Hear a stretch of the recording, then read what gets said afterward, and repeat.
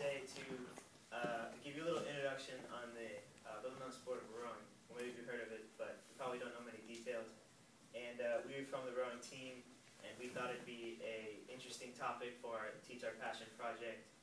So we're just going to give you a little introduction on rowing, and maybe even let you try out the equipment if your teacher wants you to. And yeah. And also, this shouldn't be confused with what you guys might be getting as 8th graders later in the year, which is like a recruitment seminar. Like, this is just telling you what the sport is, not trying to get you recruited. There's a boat. It's also called like a shell, and it is composed of 8 rowers mostly, unless you row in a 4. But usually our team rows in 8s, and that's our main events. So we have 8 rowers from bow seat to stroke seat, which is just 1, 2, 3, 4, 5, 6, 7, 8, and there's the coxswain. And many people think that the coxswain is really not like an important role in rowing, but it's actually one of the most, if not the most important role. And it's basically, you steer and you do more than like stereotypes, just like row, and it's not what you do. Some movies like display it as that, but honestly, it's more than that. It's like you have to make motivational calls, and you gotta make technical calls, and it's really like, even though you're not doing like physical work, you really are a big part of the boat, because you are like, you kind of are like leading your guys. You're like the leader, like the kind of the mini coach in the boat at the time, and it's a really important role.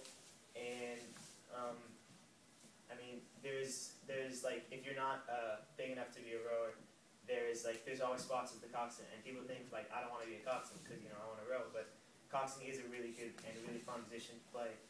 And another great reason to join rowing is it looks, while it's also fun and it's a good sport to play, colleges look at it really, they think it's a really good sport because it requires a lot of like effort and time, and if you put in like enough time and you put in all this effort, it really shows at colleges, at the college level, and they say, well, you went through this and you stuck with it, and it's a great thing to put on your resume. And it also shows a lot about character. And first thing, this is like, for running, you have a treadmill. For rowing, you have what's called an erg, which is this. So just fun fact. So there's 2 main parts of the stroke, and in between that there's 3 different sections.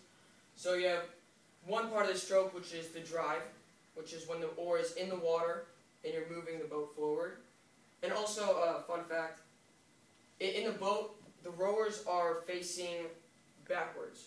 So in reality, if he's in a boat, the boat is moving that way, and he's facing that way.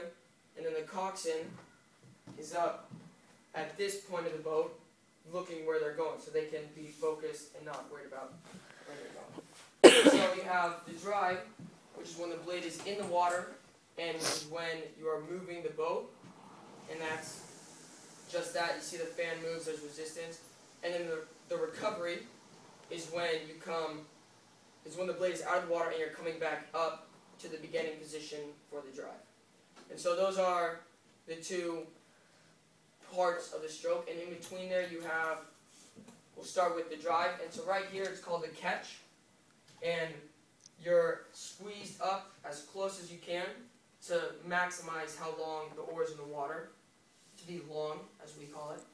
And then from there you push your legs and then swing your body, because your legs are close to the strongest muscles in your body, and so you want to get them first, and then you swing with your body, and then at last your arms come in to finish it off.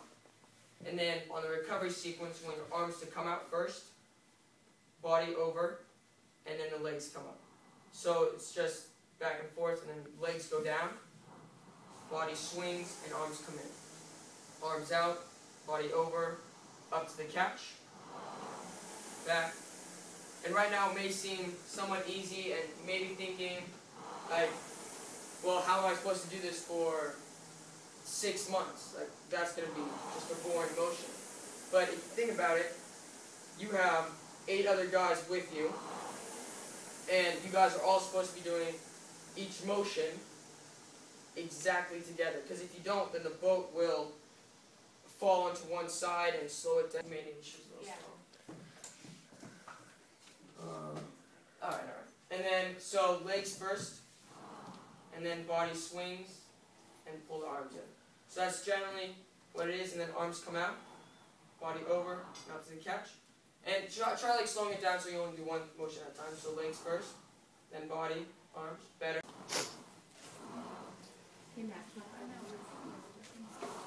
Yeah, we'll just do 3 more.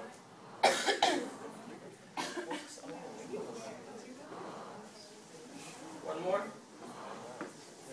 Good. Nice. And of course, it takes years of. Let's see. It's One more.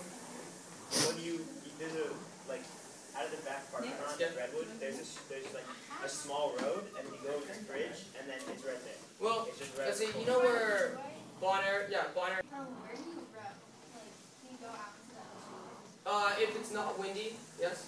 And if it is windy, then we'll stay in the creek, which goes up a couple thousand meters. I mean, you get a new view in San Quentin. You get to see all the prisoners having fun. That is just what rowing is. Again, on the flyers, there's dates for stuff. And also, I mean, we're out on the creek every day, so if you're interested, just stop by, and there's most likely be a boat going by as you're there. And The coaches will almost always be happy to talk to you, as long as they're not busy. You can go in and talk to them, and they'll give you probably a way better explanation of the sport than we can. And yeah, you can just get to meet them, and it's really good to have if you are thinking of participating in the sport next year. yeah, and also